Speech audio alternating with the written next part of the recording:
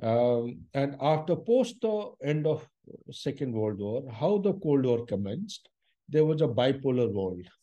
The bipolar means there are two superpowers. USA having taken over the baton from United Kingdom and the USSR Soviet Union. So during the Cold War, at least there were two prominent poles. And that's how the world actually, willy-nilly, they gravitate to either of them. So in simple English, if you call it camp, US camp and the Soviet Union camp. And the Cold War conflict actually assumed a different kind of connotation. So when you talk about bipolar world, that means the world which has got poles could also have multipolar world or unipolar world. So was it that prior to the end of Second World War, what kind of a polar world the world had? So before the end of Second World War, the world had a kind of a multipolarity or the polycentric world, the multiple poles. Not only United Kingdom, you had Italy, you had France, you had Germany, you had Portugal, you had Soviet Union. So likewise. So each one was a strong kind of a pole, but pole, when you study the political science, they were not classical pole. A pole is pole, as per the political science, only when it is able to influence all attributes around it successfully and effectively. If it is not able to influence and take all the components around, then it is not an effective pole. So we had polycentric world, thereafter bipolar world during the Cold War, and from 1991 was the turning point with the collapse of the Berlin Wall, when East and West Germany, East was towards the Soviet and the West was towards the America. So once the boundary wall actually collapsed, there was a reunification of Germany. This was the end of the Second World War. Rather, to go more precisely, actually, there is to have a strategic the nuclear armaments on both sides. So they undertook a kind of agreement to go in for reduction of the missiles or the arsenal on both sides, that is Soviet Union and Russia. That perhaps was the, some people, they benchmark that as the turning point of the unipolar world. So what is unipolar? Russia or Soviet Union having collapsed and disintegrated, USA became the only superpower in the world, which is called as unipolar. But by and by, everyone thought that with the commencement of the unipolar world, a kind of a rules-based liberal international order would be seen. But it was soon witnessed that Russia started exercising its hegemonic power along with the NATO forces. It invaded Serbia, carried out aerial raid for 79 days, despite the China and Russia having objected to in the United Nations Security Council. So it was a kind of an arbitrary movement, although people have, Westerners have their interpretation. Eastern Hemisphere have got a different kind of a thing. We, as neutral readers, we would realize that yes, US has gone that extra mile by virtue of no checks and balances. So on one hand, you had superpower, unitary power. The other hand, the international rules-based order was being flouted. So similarly, by and by, if you look back, NATO was created after the end of Second World War, sometime in 1949, 1954. NATO had 12 founding members. US and Canada, they were from the transatlantic powers, and the rest of them were from Europe. And as time passed by, with the end of the Cold War, with the beginning of the post-Cold War, that is the unipolarity, when USA was the supreme power or superpower, the numbers started increasing from 12 to 16. At the beginning of 91, there were 16 countries of Europe which had joined the NATO forces. And Warsaw Pact was dissolved consequent to the merger of East and Germany, that is in 1989. It was in 1990, if I recall correctly, maybe sometime in February 1990, James Baker, the Secretary of State of USA, on a visit to Moscow, assured Mikhail Gorbachev, it is there in some document, some diplomatic, maybe white paper or something. He gave an assurance to USSR and Russia that not an inch, took the example of Germany, will any state of Europe expand towards the east from the status obtaining at that point in time. But without going too much into detail, slowly what was seen, despite Putin having indicated clearly the red line to George Bush in 2008, there was a meeting which was being held, NATO summit, Munich meeting. In that he said, please do not touch Ukraine, do not carry out any penetration or influence in Ukraine. Also, we need to understand Ukraine used to be a state whose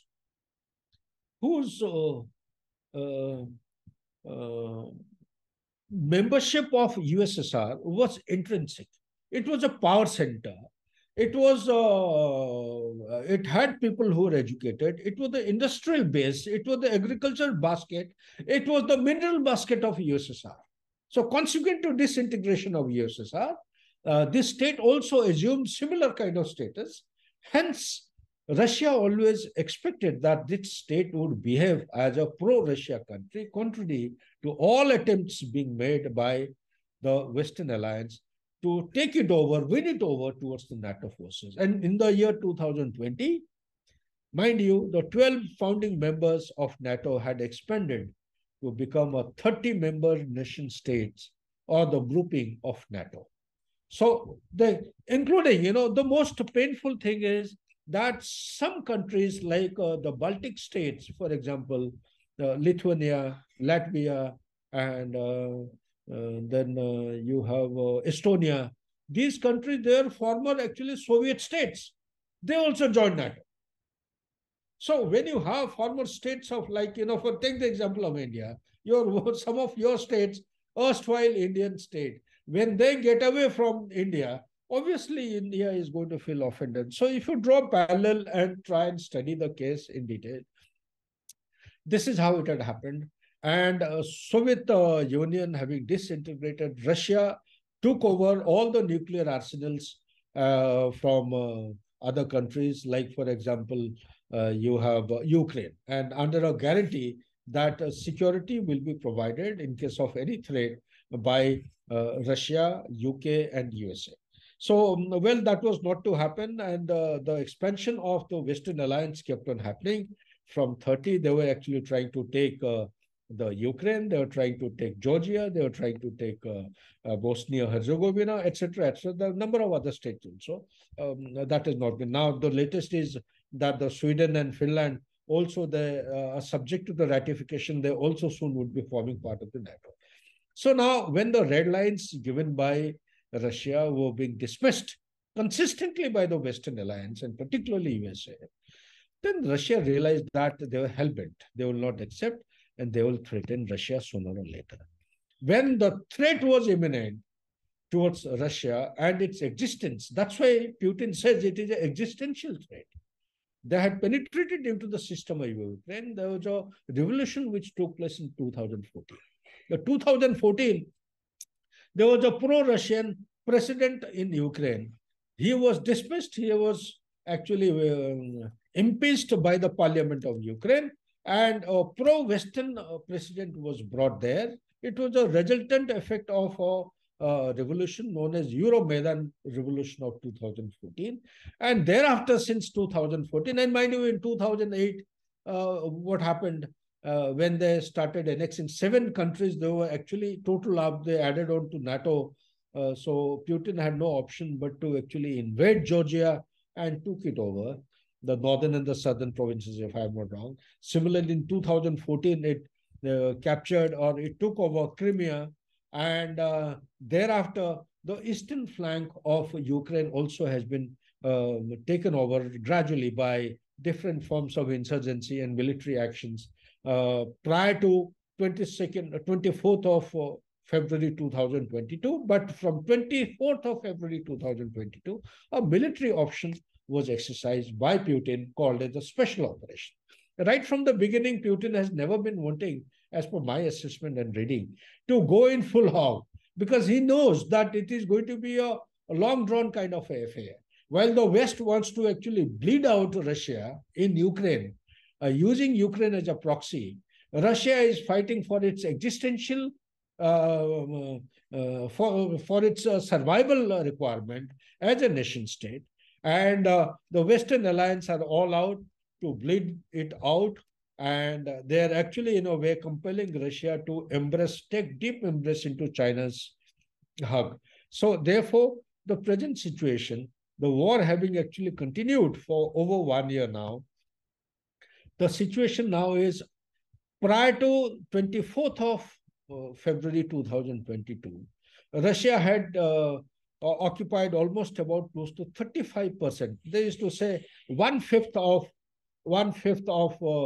the peninsula, the Ukraine, and but to specific percentage comes to around 35%. But that percentage, as the war continued till about September, they could not capture anything substantial.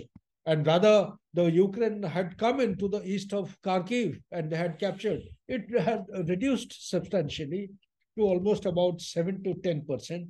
Now, I believe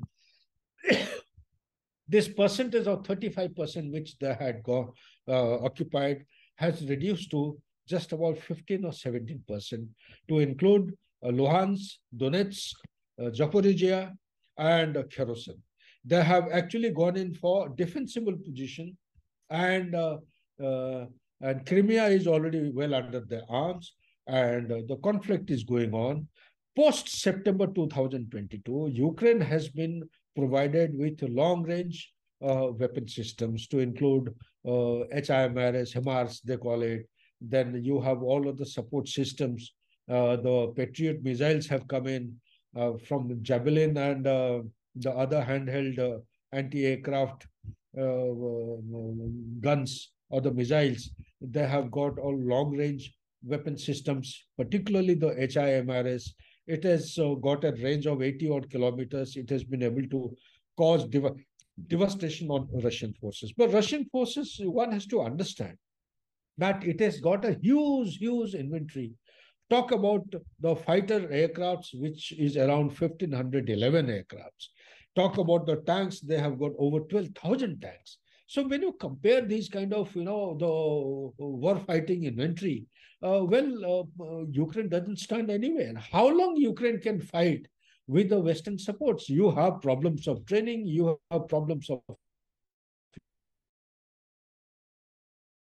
your own soldier, but still it's carrying on. So there are scenarios which are emerging. One, the counter-offensive of Ukraine, if it continues relentlessly with the support of US and the Western alliances, well, a stage may come, they may penetrate into Crimea Peninsula, may threaten to take over Crimea Peninsula. If that happens, as per my understanding, this is going to be the last and the final kind of a red line for Ukraine.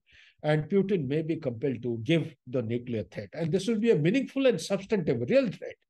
Second option is if the Russia undertakes a kind of a spring or the summer offensive, which all of us are anticipating, all the analysts.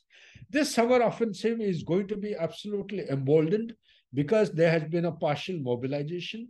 After the winter had set in, they have mobilized around 3 lakh all people. Out of 3 lakh, 80,000 or 1 lakh had been trained, inducted into the system. And they have also ramped up the production of artillery guns, tanks, etc., etc. And they have taken the support from Iran as far as the drones are concerned. It is learned that China is likely to provide material support for the war-fighting purposes. North Korea also has been learned to have given substantive kind of support. As far as the sanctions are concerned, to my mind, sanctions haven't had any impact or maybe very negligible impact on the economy and the survival of the Russia. Russian dollar, which had fallen to 138 rubles, Russian ruble, 138 rubles at one point in time against the dollar, has again become stronger. I think it is 74 or 72 rubles a dollar. So this is actually, giving a lot of strength to Russia. Oil, there is an embargo after the capping of oil price had been ensured by the G7 countries to $60 a barrel. Well, Russia has managed to dodge them all out and looked out for clients which will be buying oil from Asia, from Latin America, and elsewhere, from Africa and all other countries. So, therefore, this oil embargo also hasn't helped. So, to say the conflict as on today, I would say, is kind of a stalemate with Russia likely to have an upper hand, Ukraine carrying on with the offensive, counter-offensive, with dreams and promises to retake Crimea and all the lost territories. So, which may be a very, very dangerous thing, because Ukraine is not fighting its own battle. America is making Ukraine to fight. It is totally devastated. And the worst affected country in the entire thing is the Europe. The energy prices have gone up. The livelihood costs have gone up. The survivals are at stake. And I would say the oil and energy, they have their dependency on Russia has shifted to either America or to other stakeholders as Qatar and other agencies in Middle East. And Russia carries on. There is a problem, I would say, but China is already there. And China has given indications of supporting Russia as far as the arms, ammunitions, and wherewithal warlike stores are concerned. So this is what it is finally. The question which comes up is, when American troops withdrew from Afghanistan on 31st August, I think 2021, well, the withdrawal was so hasty that it raised a question, is this the status of a superpower? So the answer which willy-nilly had come out from the environment, that perhaps they're withdrawing from there to shift the pivot of Asia from Middle East to Indo-Pacific. If Indo-Pacific was the aim, then why is it that the US and Western alliance have been drifted away to European or the Central Europe? Well, possibly the answer is that there is a long, long design of battle which is unfolding. And I would say that at the beginning of the conflict on 24th of February 2022, the status of transatlantic relationship had fallen apart. So this past 1 year has actually given an opportunity to America to revive that healthy bonding and manage to galvanize all the components of NATO together, because NATO had fallen apart. And particularly Germany's dependence on Russia has been drastically reduced.